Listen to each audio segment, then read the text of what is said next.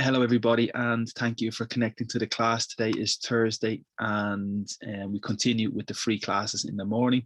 And I can see my video here is in the way, so I'm going to make this smaller, and hopefully that will out of the way. Yeah, okay, perfect. So the intention is to continue with the free classes and to focus on some vocabulary and some expressions to hopefully help you learn English a little better. And we have started in January, and we are continuing with the free class. The objective is to help people with free classes, people who cannot attend the class because of the pandemic, and also people who maybe cannot afford to go to a class or cannot afford a teacher. That's the objective for the class. So hopefully you will enjoy. The structure will be similar to other classes, and you can see on the bottom here, we have an introduction first in relation to grammar. Then probably we begin with a review from an article. And this is a movie review. You can see the name of the movie is Without Remorse. I've never seen it, but it's a film review, and the vocabulary is really, really good in this article. So for this reason, a movie review is very, very good quality for English, and we can learn a lot of vocabulary, a lot of expressions, and that's the intention for today. Maybe we continue with phrasal verb list and idiom list. It's a possibility. We have this idioms list and we're nearly finished. Since January we started, and maybe we continue with this list and we're almost finished. So that's another possibility for the phrasal verb list. And then finally, similarly with the list of idioms, we're almost finished as well. So maybe we continue with this. So that's the agenda for today. Remember, today at 4 o'clock, we have another class. It's a specific webinar at 4 o'clock for the advanced certificate from Cambridge or Escuela Oficial de Idiomas. That's the intention for today, to look at material from the advanced level. That's at 4 o'clock, and there's a small price for €2.90. And if you want to register, you can contact me. And in the morning at 9 o'clock, we have the speaking classes every morning for people to practice some conversation. Okay, that's the plan every morning. And hopefully you can enjoy the content and enjoy the class. So let me begin. This document is the first document. That's very important. And just to give you a little refresh again, because during the class I mentioned a lot of this vocabulary. So for me, there are 3 sections when you learn English. The first section is use of English. The second section are the different tenses that we use in English. And the third section is just other grammar topics that are very important as well in English. So basically, the use of English, we have different accents and different dialects in different parts of the world. And that's really, really important to remember the different accents and different dialects. And that's difficult when you learn English. The second topic are phrasal verbs, and phrasal verbs are so important in English. They're very unique.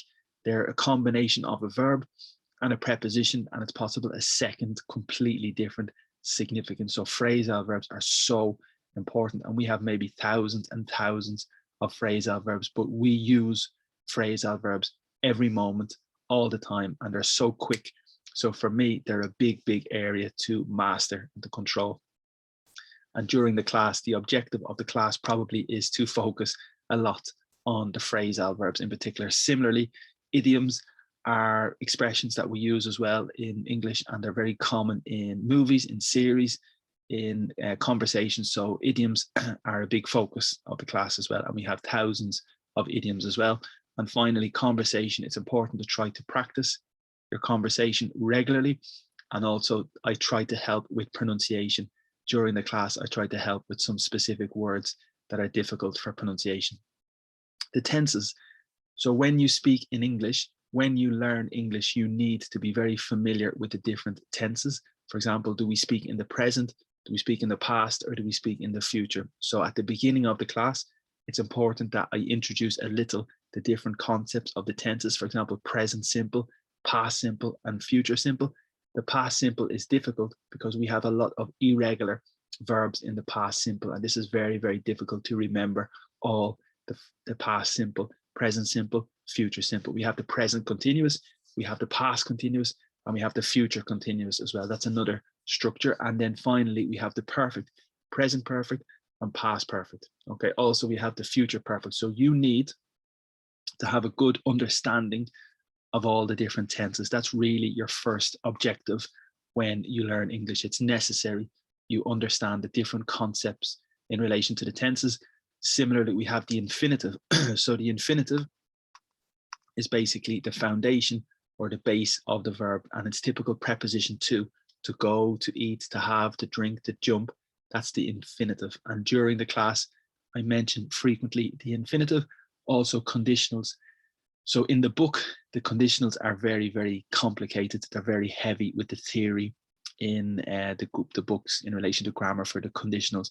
We have the 0, first, second, third, mixed conditionals. They're very heavy, but in reality, the conditionals are basically connected to if and a different tense. If it rains today, I will not go to the city centre.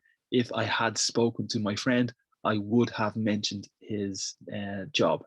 So the conditional is very important. We use the conditional frequently, and it's a big part of English. Also, the active and the passive is a very important structure.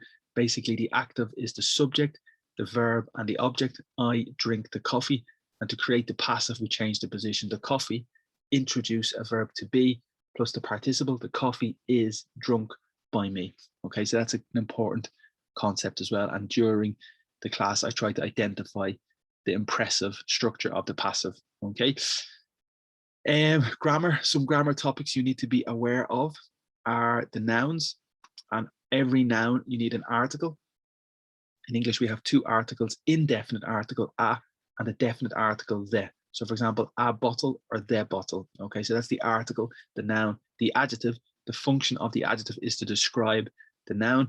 And also we have the concept of countable and uncountable nouns. Is it possible to count the noun or is it not possible? This is important to categorize how much or how many. So how much is related to uncountable, how much money, how much time, how much energy, how much food. That's uncountable. We cannot count these nouns. And for countable, we say how many people, how many days, how many weeks. So that's very, very important. Also the comparative. For example, this bottle is tall, but the other bottle is taller than this bottle, and the next bottle is the tallest. So that area of the comparative and superlative is very important as well. Adverb, the function of the adverb is to describe the verb, and typically the position is after the verb. For example, drink, go, eat, quickly, slowly, happily, rapidly. So the adverb normally ends in ly, and that's very important in English, that the position is after the verb. Modal verbs are very important as well. We have a group of particular verbs, modal verbs, we use in specific moments. For example, if it's permission, can, you can go to the cinema. Permission, you can enter the room. It's permission and ability. I can play the guitar. I can run a marathon. It's my ability. Could, may, and might are 3 verbs, very, very similar for possibilities. I could go to the cinema. I may go to the cinema. I might go to the cinema. May is a little more formal. That's the only difference really between the 3. Shall is the question. Will, shall we go to the cinema? It's more formal and it's maybe more old-fashioned. Should and ought to are for recommendation and for advice. You should watch the football. You should contact your friend. You ought to contact your friend. So they're for recommendation and for advice. And ought to is a bit difficult with the pronunciation. The G is silent and it's a little more advanced and a little more formal and polite. Okay. Must is obligation. You have no choice. You must collect the children. You must drink the water.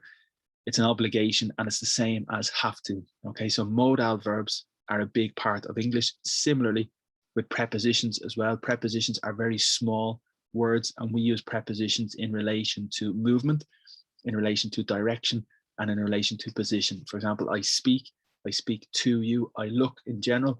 I look at the television. And also for position, the bottle is on the table, in your hand, over, under, beside, in front of. So prepositions are very, very important. Also, in relation to phrasal verbs, prepositions are used to connect with the phrasal verb to make a second significance. And usually there's an association with emotion. For example, up is positive, happy, creation, down is maybe sad, negative, and depressing. So usually there is a big association with emotion and prepositions. You need to be clear the difference between my bottle, your bottle, his bottle, masculine. This is possessive, adjective. My bottle, your bottle, his bottle, masculine, her bottle, or the bottle is mine, the bottle is yours, the bottle is his, masculine, or the bottle is hers, masculine. Also, the third possibility, give the bottle to me, give the bottle to you, give the bottle to him if it's masculine, or give the bottle to her if it's feminine. That area is very, very important. It's small. It's a small area, but it is really, really key because a lot of people make the error. Also, the difference between this, that, these, and those, and the difference between another, other, the other, and the others. Questions, how to make the question in English is a big area, and I recommend that you try to study in the grammar book the structures of the questions and how to make the question. That's very important. The area of the suffix and the prefix is really a big clue and a big indicator to identify the form of the word. Is the word a noun? Is the word adjective? Is the word verb, adverb? The suffix is a big indicator of the word, okay, the form of the word. Conjunctions and linkers are small connectors, and we have some very simple small connectors, but we have some more advanced and formal connectors. So it is very important you recognize the difference between the basic and the complicated linkers, because it's very impressive when you can use them correctly. Vocabulary. So specific vocabulary, the best way to improve your vocabulary is to read. You need to read magazines, books, newspapers. You need to read a lot about different topics, and this is the best way for you to learn more vocabulary and the best way for you to see more grammar and expressions also. So reading is the best prescription and it's the best suggestion to improve your English: reading, speaking, listening, writing, and grammar. They're the 5 areas people need to maintain regularly, okay? And exam preparation, exams are popular, and the Cambridge exams are very popular. First certificate, advanced certificate, proficiency certificate are very, very good. And the IELTS exams are very important as well. And every week we have specific classes dedicated to the exams. For example, today at 4 o'clock, it's the advanced webinar, you can see. And yesterday at 4 o'clock, it was the IELTS webinar. So that's interesting for everybody.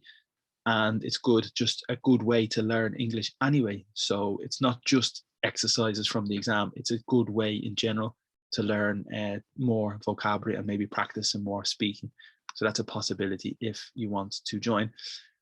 Today, I want to focus on an article for a review from a movie. Okay, so you can see the website. It's a very popular website for movie reviews. And the name of the movie is Without Remorse. I have no idea about it. I've never seen it, maybe the same as you. But for me, film reviews are a very good method, a very good tool to see specific vocabulary and to see very, very good expressions and creative, advanced structures. So for me, the movie reviews are a very good source to learn English. Okay, so Tom Clancy is the director and he is responsible for the story, I think. And here is the possession. Okay, so maybe remorse is in relation to guilt. So if you have remorse, you have a lot of guilt, maybe you feel bad, and it's probably more formal or more advanced. If you have remorse, it means that you feel a bit bad for your past action. Okay, so you can see the picture, and the actor is Michael B. Jordan, and that's just a picture of him, and it's from Amazon, I think. So I'm going to show you the first sentence. I'm just turning off the radiator. So basically, the bottom line is an expression, and the bottom line is used in business. So if you, in relation to finance, and you're doing the accounts for a company, and we say, what is the bottom line? The bottom line is the figure or the number you have at the end of the year. For example, you have income, you have outgoings. So the bottom line is your profit or your loss. Okay, so after everything, this is the bottom line. It's the most important line. But in conversation, you can say, what is the bottom line? And that means what is the most important part of the discussion. You have a discussion, you have a conversation. but the bottom line is the key part of the discussion. It's the most important part that you probably cannot change. Okay, so you want to go to Italy on holiday, but your friend wants to go to Spain. So you have a discussion, you have a disagreement, but the bottom line is you want a holiday, and the bottom line is you want some warm weather. That's the bottom line. It's the key expression. So here, basically one sentence will summarize the movie. That's the bottom line. Pacey is related to speed. So pace is the noun. You have a lot of pace, you have a lot of speed, you have a lot of velocity, and the adjective is pacey. And basically it means very, very quick. Okay, so if the movie is pacey, it's very fast, a lot of activity, a lot of action, it's very, very pacey, okay? Also, we say the verb to pace the streets or to pace the room, and that means to walk the room. If you're very stressed and you're waiting for a medical situation, you're waiting for some news, and you pace the street or you pace the room, the significance is you walk very fast because you're very, very stressed in the steps, okay? We have an expression as well, to pace yourself, and that means to be careful. So typical in a race, in a marathon, it's necessary you pace yourself. This is the significance that it's important you do not start very, very quick. So you're very constant, you pace yourself, because if you're very fast at the beginning, maybe you're very tired after 10 minutes and you have to stop. So you need to be constant, consistent, you need to pace yourself. So it's a bad idea to take everything at the first moment. Pace yourself, okay? That's very typical as well. So here it's pacey, it's the adjective. Punchy. So a punch is the verb in boxing. It's this action to punch, and that's the verb. And also a punch is the noun. We have an expression, a punch line, which is typical in the joke. If you tell a joke and it's a big story, it's a long story, and the final joke is in the last line, that's the punch line. It's the most important line of the joke. It's the most important sentence of the joke. So it's the punch line, okay, of the joke. Also, we have a punch in relation to a drink. So maybe at a party, in the movies, they have a cocktail. A type of a cocktail is a punch, and maybe it's because the impact of the alcohol is very strong.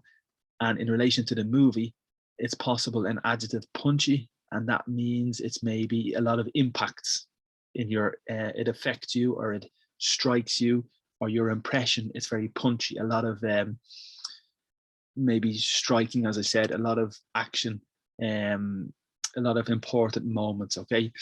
Maybe you can say a punchy person, and it's the same. Maybe a very argumentative person, it's a very punchy person, maybe. Obviously not physical, but more metaphorical with the comments. And the next word is very important as well, buoyed. And I think in Spanish, it's very typical as well. So a buoy is in the ocean. When you are in the ocean and the sea, and in relation to the distance, you have a buoy, which is the object that floats to represent the distance. So this is the buoy. So basically the verb is similar to float, which is like to buoy. So if you feel very motivated, you feel very enthusiastic, you feel very happy. In English, we say you feel buoyed, okay? And it means very positive, very enthusiastic, you're floating because you're very, very positive, okay? So you feel buoyed. And again, that's very, very important vocabulary, very advanced. It means you're enthusiastic, you're very motivated, you're very positive, you're buoyed. So that's really, really good. And here, the movie, you are impressed by its magnetic lead. Okay, so the lead is the person, because the verb is to lead. And I think in Spanish it's liderar. Okay, and a leader is also a person. A leader is the most important person who directs everybody. But in the movies, the lead character is the protagonist. Okay, so probably in Spanish, you say protagonista, and in English it's possible as well, protagonist. And that's the same significance as the lead. Okay, you can also say the lead actor, which is possible, or the lead actress. And in relation to the band, you can say the lead singer. For the musician, the most important singer in the group is the lead singer. So here it's a magnetic lead. So it's an adjective and it means very attractive. You're attracted to the personality, you're attracted to the performance. So it's very magnetic. Okay, and here we have the adjective, possession. So it's the possession of the movie. So my lead, your lead, his lead, the movie's lead. So because it's not a person, we say it's. That's the possessive adjective. Okay, so it's a bit difficult, but very important. So the first paragraph, I can read a little just for pronunciation. So Michael B. Jordan stars as a Navy SEAL caught up in a US-Russian conspiracy while avenging the murder of his wife and unborn child in Stefano Solima's visceral action thriller. Okay, streaming on Amazon. So good vocabulary in the first paragraph, but I continue a little. If you're going to build a new character-driven action franchise, I'll just make it a bit bigger. Franchise is very important, and hang tight for a coda sequence midway through the end of the credits, okay, to see how that would take shape. Then you need a charismatic lead to lay the foundations. Very, very good vocabulary. Tom Clancy's Without Remorse certainly has that. In Michael B. Jordan, he brings charged physicality and emotional intensity to John Clark in this origin story of a shadow figure from the Jack Ryan novels who graduated to protagonist with the author's 1993 bestseller. Okay, Stefano Solima's taut, tactical military thriller departs plot-wise from the source material, but stays true to the core element of a driven, grieving man in a ruthless world where soldiers are pawns. So I'm very happy because this paragraph has maybe 5, 6, 7 very, very advanced vocabulary and very fluent vocabulary and very difficult. And maybe we'll continue a little to the next one as well. One more. So when Paramount's theatrical release became another casualty, COVID-19 casualty, Amazon swooped in to nab what's sure to be a high-profile streaming premiere, okay, as well as an adjunct to its Jack Ryan series. Jordan is the first Black actor to step into the military boots of the super soldier who goes on in Rainbow Six video game series and a shelf full of Clancy novels to head an elite multinational counter-terrorism unit, a role previously played by William Dafoe in Clear and Present Danger and Liev Schreiber, okay, in The Sum of All Fears. Interesting. So in the first paragraph here, the SEAL, the Navy SEAL. So the Navy is a color. Navy is maybe this color, it's blue, okay?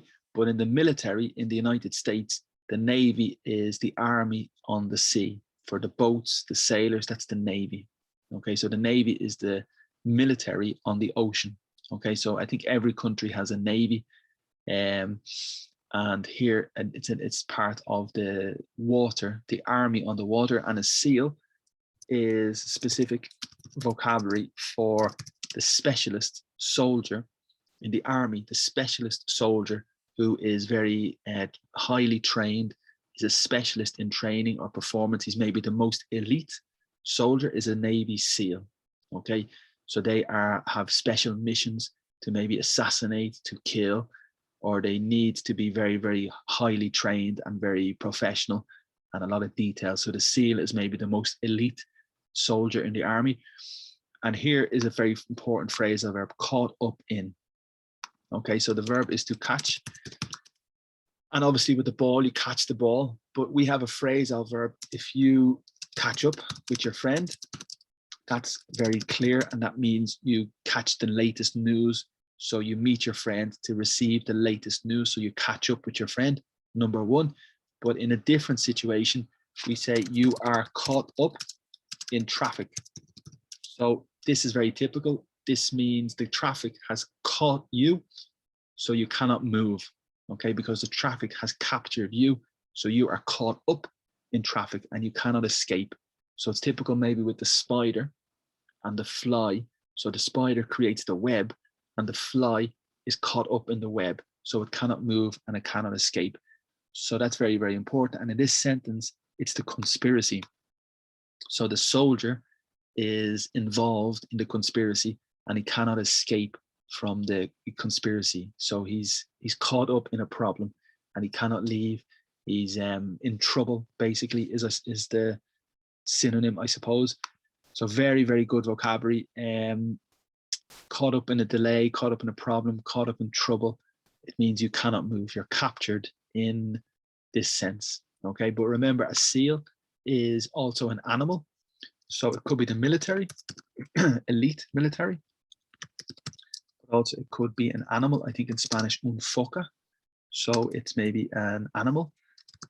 And also the verb to seal. And this is very important. So for example, the envelope, in Spanish, it's sobre. If you have the envelope and you seal the envelope, the significance is to close the envelope. Okay, so to seal the envelope, the significance is to close. And also we say to seal the deal. And that means to confirm the contract, to confirm the agreement. To seal the deal is to finalize the contract. And that's very typical as well. We also say to seal your lips. And that means to close your lips. So we say my lips are sealed. And that means you cannot speak because you have a secret and you promised your friend you do not speak. So you seal your lips. And we have an expression. We say loose lips sinks ships, which is a famous expression as well. So loose is in relation to the clothes. For example, your shirt is very tight. And if you loosen your shirt, you make it more space. So it's the same metaphor with the lips. If your lips are sealed, but if they're loose, you speak. So if you have loose lips, you like to speak, okay? And in this situation, when you speak, you reveal the secret, and it's a catastrophe for the ship. It's a catastrophe for the company. It's a catastrophe for the person. So the loose lips sinks, inundar, sinks the ship. So the loose lips cause the problem. Okay, that's the famous expression as well. So the verb to seal is important. Also, we say a seal of approval, because for the letter, if you create a letter from the company, you need to put a seal on the letter. It's like a stamp. Okay, so we say a stamp of approval. So for example, in the relationship, if you have a boyfriend or a girlfriend and you meet the parents and the parents are happy with you, the parents give you the seal of approval. They give you their permission. They are satisfied with you. So they give you the seal of permission or seal of approval. Okay, so that's very, very famous as well. So caught up in the problem, caught up in traffic means you're delayed and you cannot escape, like the spider and the web and the fly. You're caught up. Okay. Avenge is good vocabulary as well. So to avenge is related to revenge. So avenge is the verb, and we say to get revenge. So to get revenge is to obtain revenge. Okay, so if you have a situation and somebody does something bad to you, you want to avenge the situation, or you want to get revenge on that person. Okay, very famous. And here it's the gerundio, ing, because after while, this word while, the next verb normally is the ing, while eating, while going, while having, while talking. So normally after while, we have the verb in the ing. Okay, and here it's exactly the same. Unborn is specific vocabulary for the unborn child when obviously it's not born, but the key in relation to the verb born is to be. Normally, we have the verb to be born, and that's necessary. So for example, the baby will be born in October, hopefully, or the baby was born in September, and it's necessary with the verb to be. And the adjective is unborn. Okay, so it's an adjective, unborn child, and that's just an adjective that it's not born yet. Okay, visceral is very good vocabulary, very advanced, and it's related to this. It's Latin, I think, so probably in Portuguese, probably in Spanish, it's very, very similar. So if something is visceral, you feel it in your inside, you feel it in your stomach. Okay, so it's a thriller and it impacts you emotionally, so you can feel the impact deep inside you. Very advanced vocabulary. But in relation to the stomach or the body, we can say your gut.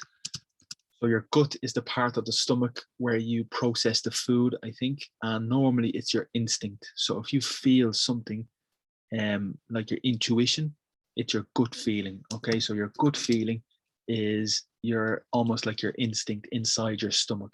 You know when you make a decision and you have that sensation, if it's correct, if it's not correct, that's your gut feeling. Okay, so your gut feeling is like your instinct, but also we say you have guts, and that means you are very, very brave.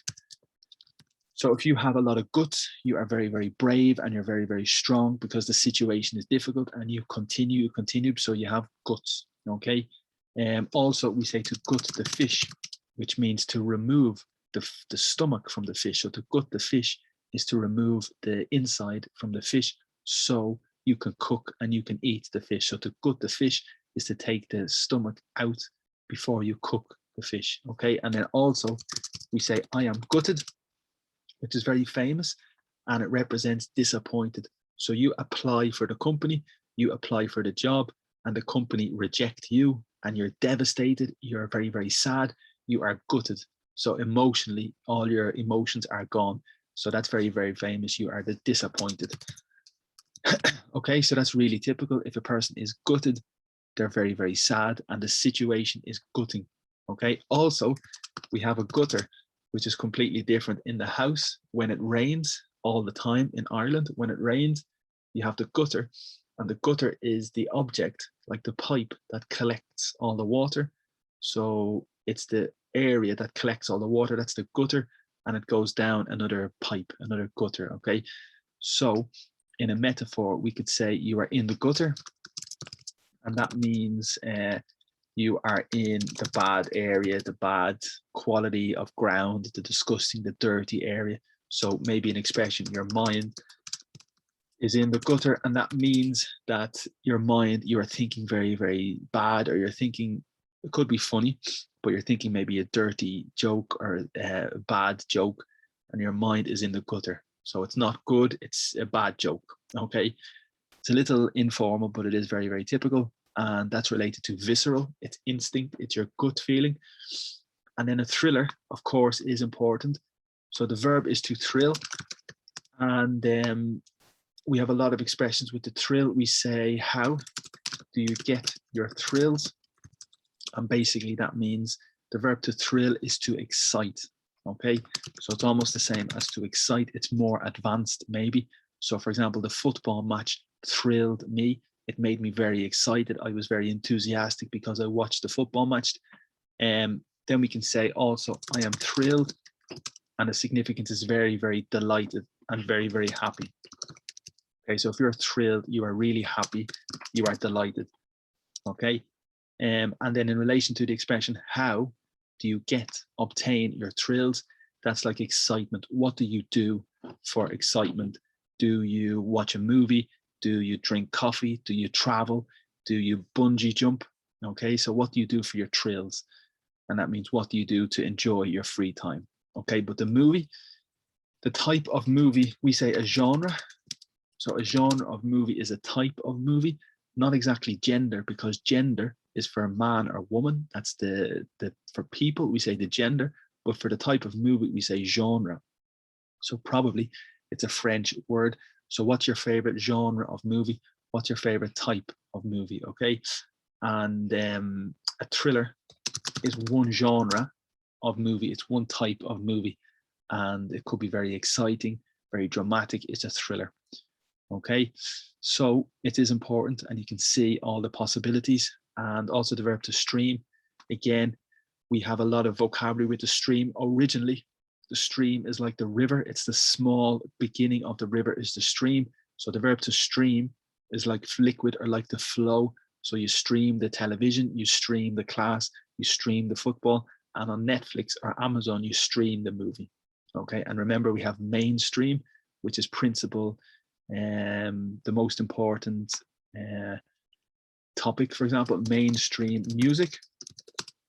That means the most famous. So the mainstream is the most popular, the most famous, and it's very, very important vocabulary as well.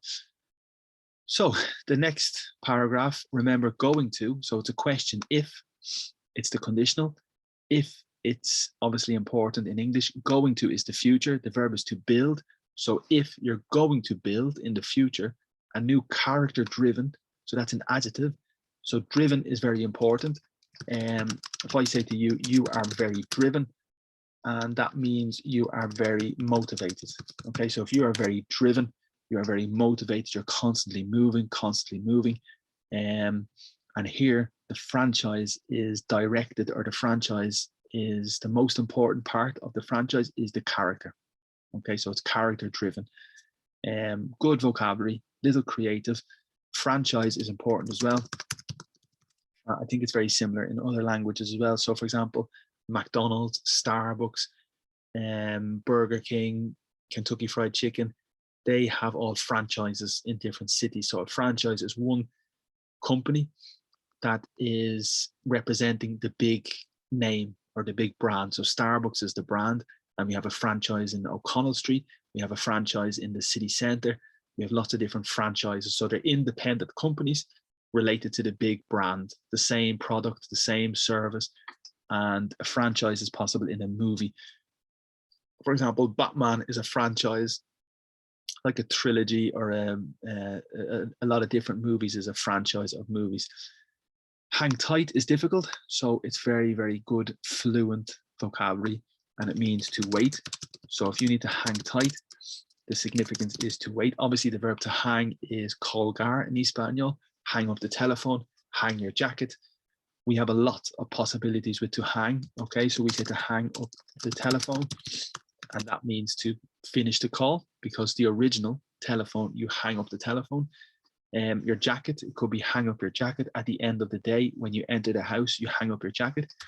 We say to hang up your boots is in relation to football. When you stop playing football, you hang up your boots. So it's a metaphor to retire. Okay, so if you hang up your boots, you retire. And the verb to retire, I think, is jubilar in Spanish, and maybe Portuguese, it could be similar. Also, we say an emotional hang up. So if you have an emotional hang up, that means you have some problem that you cannot conquer. Okay, so you have an emotional hang up. That means you have an emotional problem that you cannot get over, you cannot conquer. Okay, very famous as well. And the verb to hang tight, remember, we say to hang on, which means to wait. But to hang, if you're falling, you need to hang tight, which means very, very strong. So it means to wait. It's a little bit more dramatic, and it's similar to hang on, but it means to wait. Okay, so if you hang tight for a coda, for me, this word was very, very new for me. I never have seen this word before, and I think it's like a finish, like an end. So you need to wait for an end. Something like a coda is very difficult vocabulary for me. But the next vocabulary is important, midway through.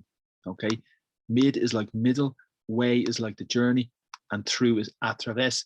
So if you are midway through the movie, the significance is like halfway through. So it's exactly the same as midway through and halfway through, exactly the same. And it means you're in the middle of watching, you're in the middle of eating. I'm midway through my dinner, I'm midway through my conversation, I'm midway through something, is the same halfway through. So just good vocabulary. The end credits is typical in the movie. The end credits are at the end of the movie, and you have the names of the producer, the name of the director, the name of the person for makeup. That's the credits. Okay, that's very, very important. And we also say to give credits to is very typical in conversation. So your friend did something fantastic, and you need to give credit to your friend. You need to recognize, you need to praise, and very, very good vocabulary as well to give credit to somebody. Okay, good. And the next expression is to take shape, how that would take shape. So for example, you are preparing a party, you are organizing the party, and you need to contact the people, contact the company, contact the restaurant, and everything. The plans are taking shape, so they're forming. Everything is organized, everything is ready, everything is taking shape. Okay, so it's preparation, and here it's exactly the same. So as I said, typical for the party, the plans for the party are taking shape. they are almost ready and they are prepared. Okay, so it's possible to say the party is taking shape. And again, that means the party is almost prepared, almost ready. Your holiday, you're preparing for your holiday and the holiday is taking shape, and it means you are prepared for that as well. Charismatic is the adjective. Here we have the article. The lead is the lead character. Charismatic is very entertaining, very funny, very charming. Okay, so there's lots of vocabulary: charming, funny, charismatic, entertaining. To lay the foundations is very important. Okay, so the verb to lay is similar to lie. So maybe lie is physical. I lie on the bed. When you're tired, you lie down.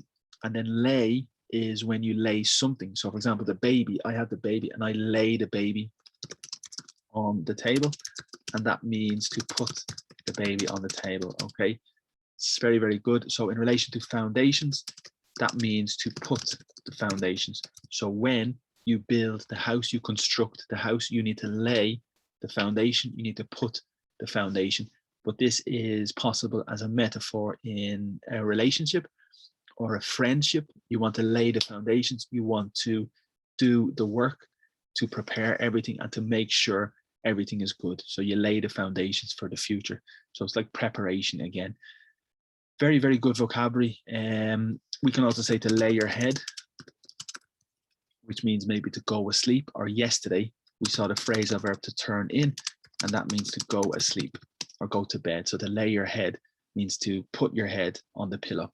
Okay, so it's very good vocabulary. Also, we have the layout of the shop. That means the design of the shop, how everything is put, how everything is prepared. So the layout of the website, this video, for example, this class, the layout is very clear. We have the text, we have the camera, and we have the notes. That's the layout. Okay, so very important, very common, and very typical. The next expression is brings. So typical with the verb to bring, we have the preposition to. I bring the bottle to my friend.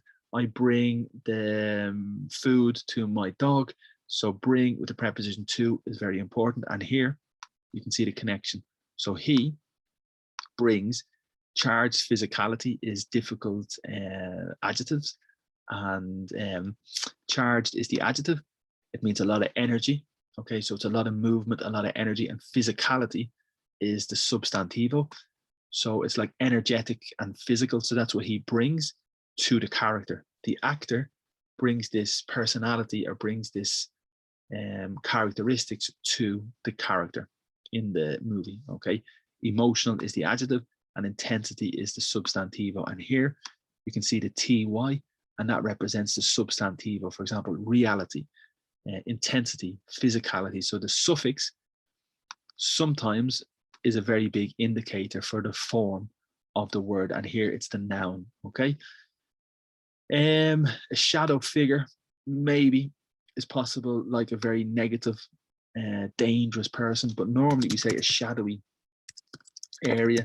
A shadowy person is maybe a dangerous, scary, intimidating person, intimidating area. It's a shadow area. You can also say a shady area or a shady person, which is more typical.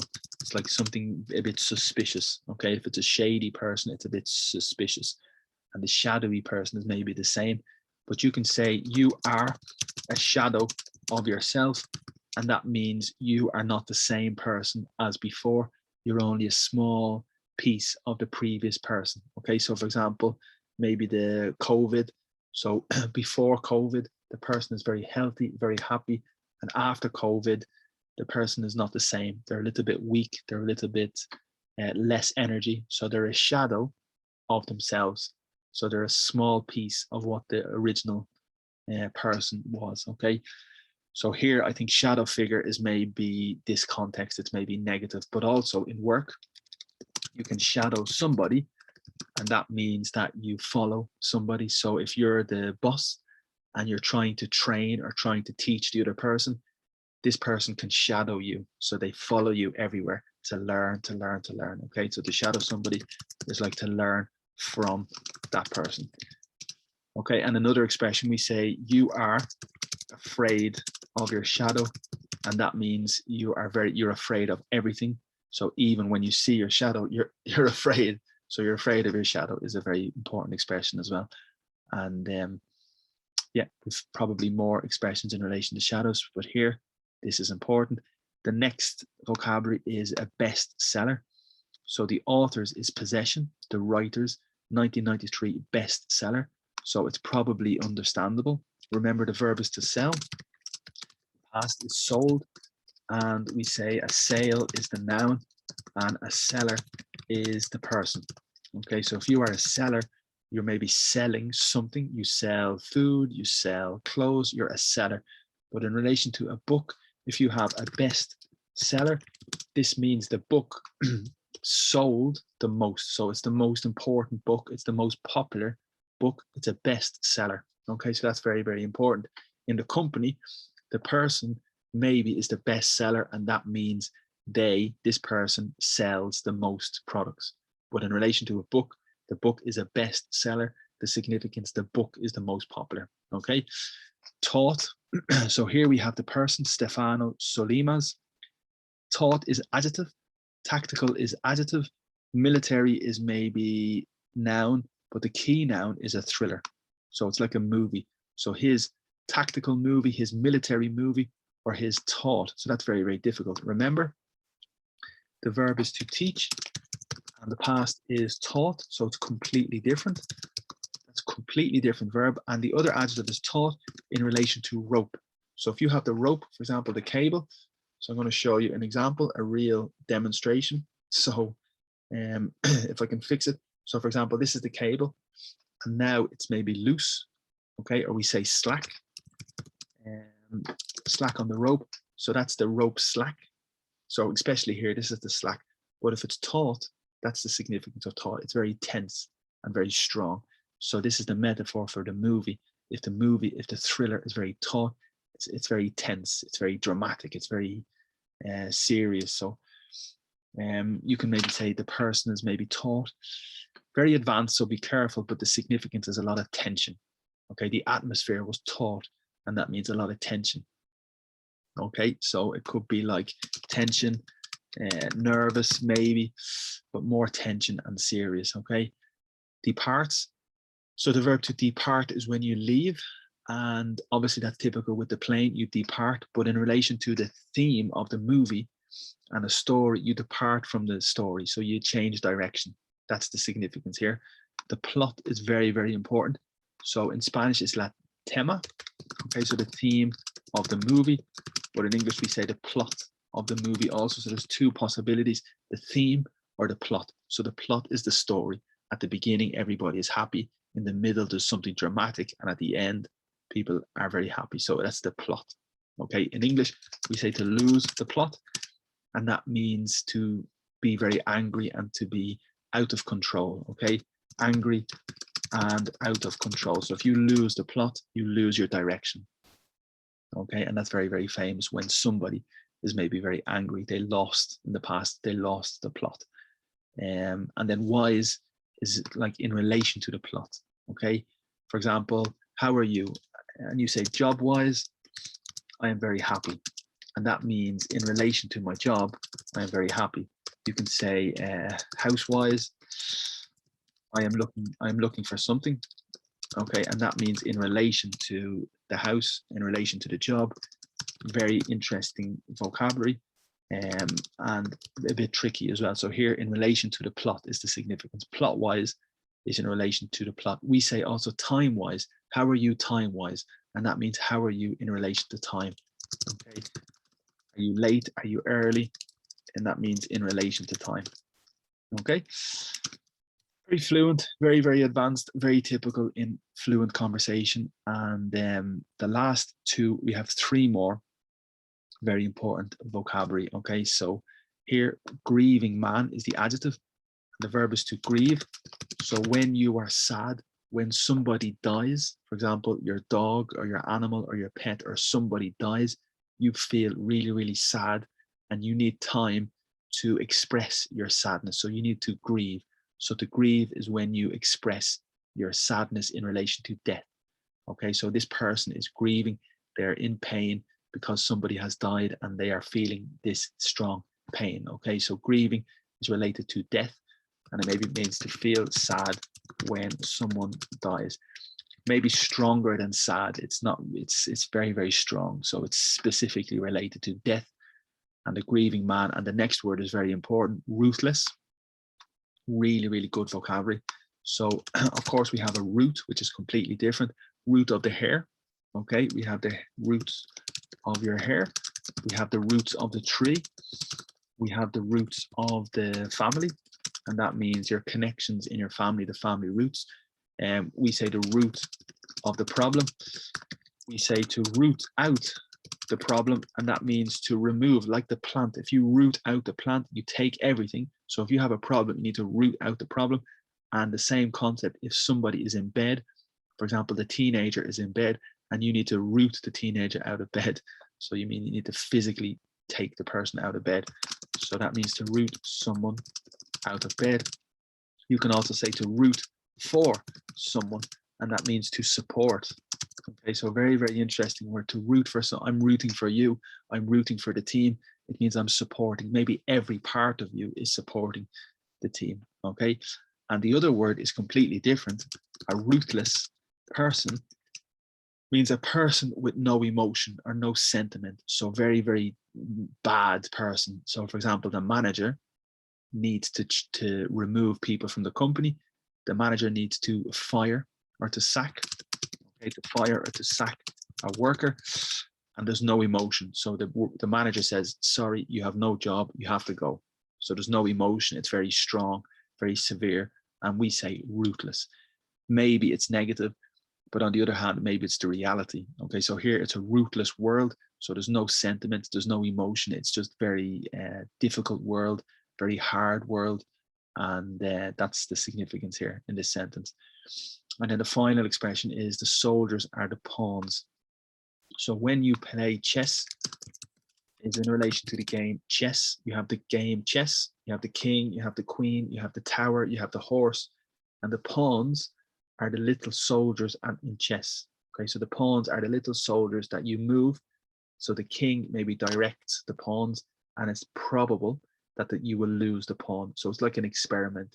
You move the pawn and the pawn is dead. Okay, so this is a metaphor for in the company. If the manager treats you as a pawn, they use you as an experiment and for their benefit. So it's very, very negative.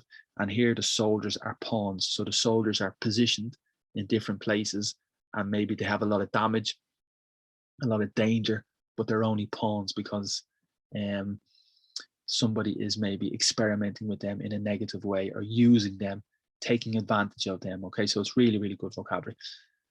Okay, well done. So that's a lot of vocabulary, really great. I'm very happy because it's just real English. That's just a typical article from a magazine. It's a movie review, so the quality is really, really good, really creative, really colorful, but really fluent, and definitely important, definitely useful, definitely good. And I hope you can remember some of the vocabulary. I recommend you can look at the vocabulary later. I will put the list and the vocabulary below the video on Facebook after the class, and you can check the vocabulary later because it's very useful, and hopefully you will benefit from that. Remember, this class is recorded and I will upload to Facebook and I will upload to YouTube, and I think that's probably sufficient for this morning. Depending on the time, I was planning to maybe do phrasal verbs and idioms, but I think that's sufficient. So we had the introduction document for the grammar, and we looked at some articles in relation to the review. Remember, social media. If you want to connect on social media, you can find me on Instagram, you can find me on YouTube, you can find me on Facebook, you can find me on Twitter, you can find me everywhere on all the social media. So there's the names if you want to connect, but it's just something extra as well. Remember, it's a free class. So this is a free class, and thank you to everybody who has supported me with a small donation so far. It's a very nice gesture and a big help for me. So it's my job, and some people are like to maybe leave a tip or a donation. So if you want to do that, here are the details. The bank transfer is probably the best way if you want to put a small donation, or maybe the second possibility is the application Revolut, and the third possibility is the application Bizum, which is maybe more popular in Spain. But this is just for a small donation to me. And thank you again to everybody who has supported me. It's a great help, and hopefully I can continue working this way, and hopefully you can learn a little from this class. That's the key objective. Okay, so that's the plan. Remember, today at 4 o'clock, we have another class today. It's a webinar dedicated to the advanced exams, and that's today at 4 o'clock, and everybody is welcome to join. There's a small fee, but hopefully it will be useful for people. And the vocabulary will be advanced, the exercises will be advanced, and maybe there's some conversation, there's some vocabulary, and there's some possibly listening, depending on the week. And maybe soon in the free classes now, soon I will do some listening, maybe next week, or maybe soon in relation to work online. I'll do some listening exercises, because that's very important as well. And that's it. So I hope you have a very good day. Remember, you're welcome to watch the webinar later. You're welcome to donate. And now is the moment. So we have some people watching on Zoom. So if you want to participate on speaking in Zoom, now you can speak. And just remember that the class is recorded. So feel free, if you want to make a comment, or if you have a question about the class, you can ask now. And if just remember that it's recorded, but that's, if you have no problem with that, that's fine. And hopefully you can enjoy the rest of your class and the rest of your day, and keep in contact, and hopefully you can enjoy maybe tomorrow if we continue with the class. So thank you so much. Have a great day, and talk to you soon. Thank you. Bye-bye.